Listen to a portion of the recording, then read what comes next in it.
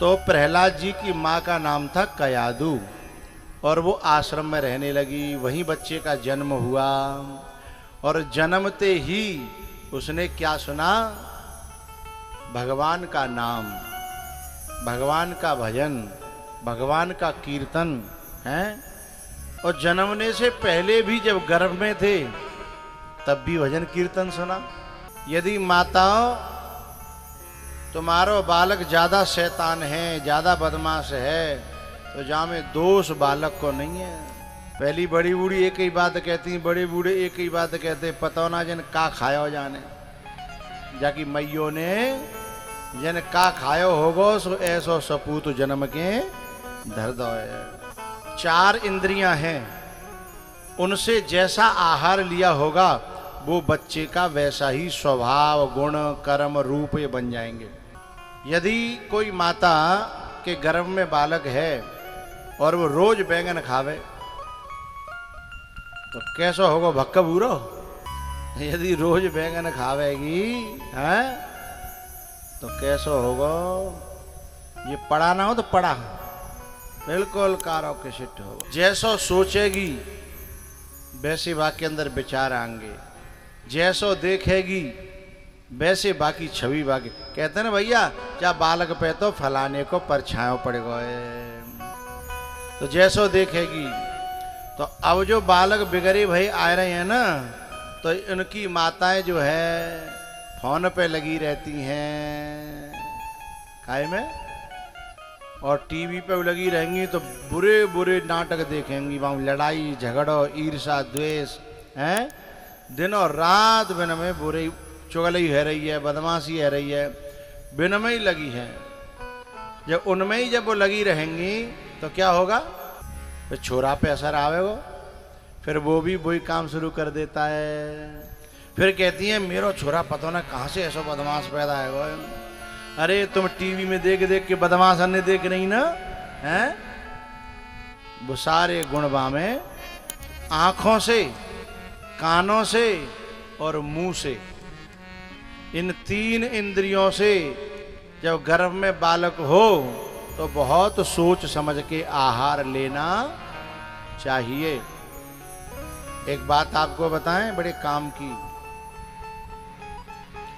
अरे पैदा हो जाने के बाद में भी इतना कनेक्शन रहता है कि यदि माँ ठंडी चीज खा ले सर्दी में और बालक दूध पीता हो तो जुकाम तुरंत किसको होगा?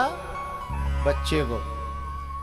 उसकी बड़ी बूढ़ी दादी जो है चीख चीख करके कहती है कि अरे जा मठाई मत पीवे, छोरा जुकाम है जागो, छींक रहो 3 दिन आते हैं ने का मान जा। तो सीधा असर खाने का बच्चे पे गया।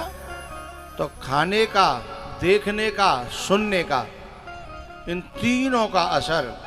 इसलिए प्रहलाद जी महाराज जब गर्भ में थे तो भी कथाएं सुनी, पैदा हो गए तो भी कथाएं सुनी, तो भक्ति इतनी दृढ़ हो गई अंदर कि उन्हें राम पर पूरा भरोसा हो गया, परमात्मा पर पूरा भरोसा। एक दिन प्रहलाद जी महाराज जा रहे थे अकेले, तो रास्ते में क्या देखा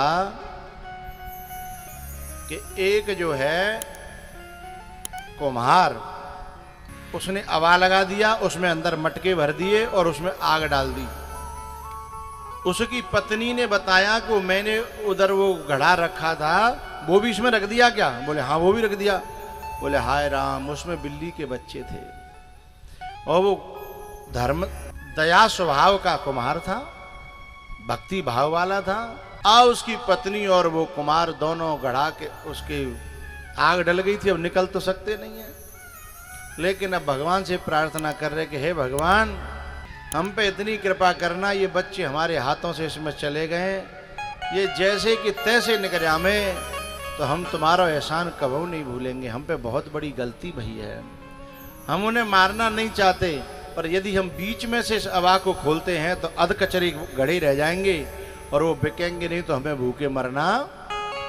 दोनों पति पत्नी और बस जो है प्रार्थना कर रहे हैं। तो वहां से प्रहलाद जी निकल रहे उन्होंने कहा क्या कर रहे हो भैया? उन्होंने पूरी कथा उस प्रहलाद जी को सुनाई। बोले इस इतनी आग में से भी बच्चे बच जाएंगे क्या? तो उन्होंने कहा यदि भगवान रक्षा करेगा तो ये आग उनका कुछ नहीं बिगाड़ पाएगी।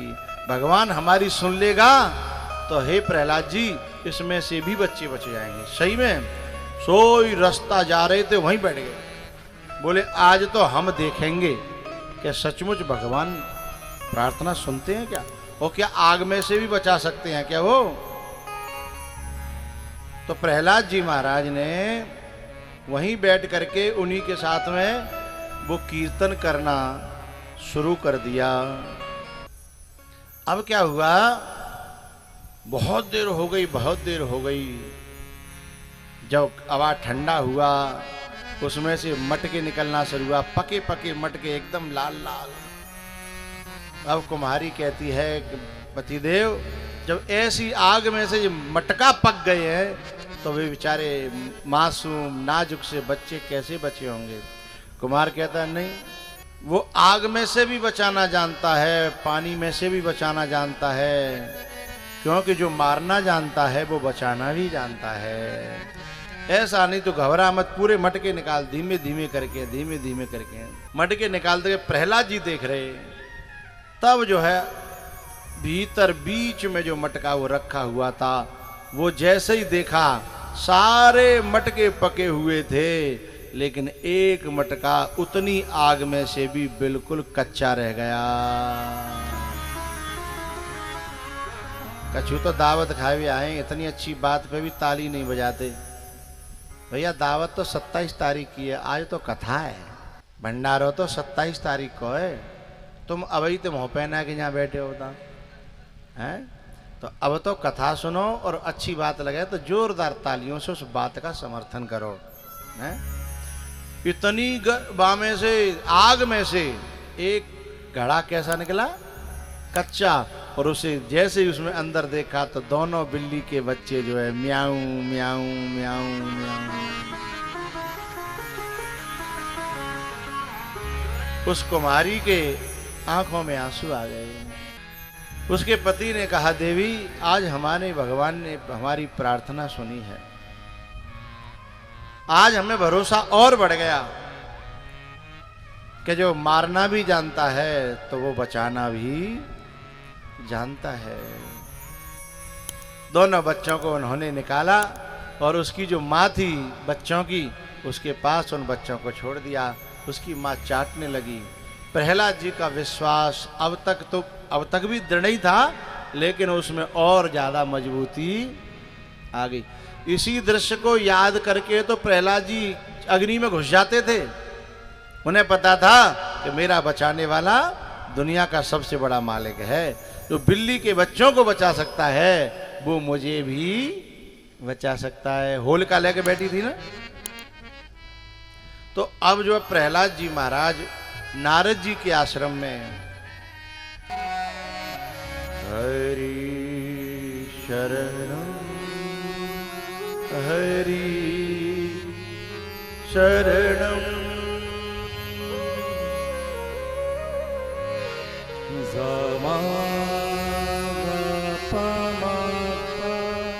हरि शरणं साने दा पा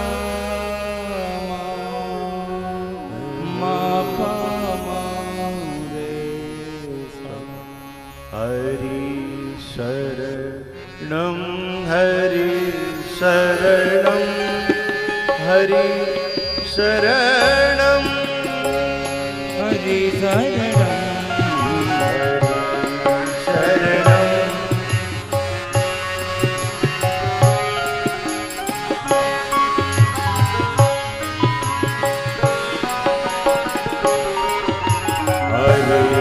प्रहलाद जी महाराज चलते हैं, फिरते हैं, नाचते हैं, गाते हैं, हंसते हैं, रोते हैं, एक ही मंत्र चलता रहता है।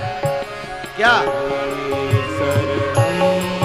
हरि शरणं हरि शरणं हरि शरणं हरि शरणं हरि हरे शरणं हरे शरणं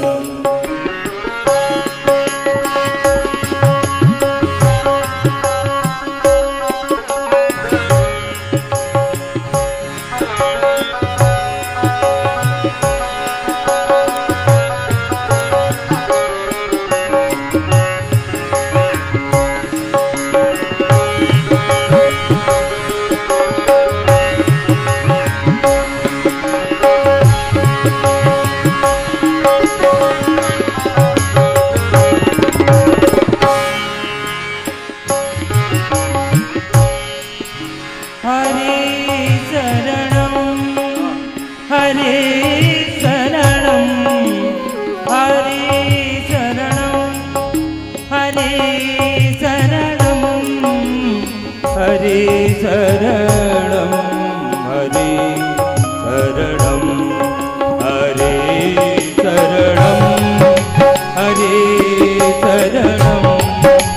हरे शरणं हरे शरणं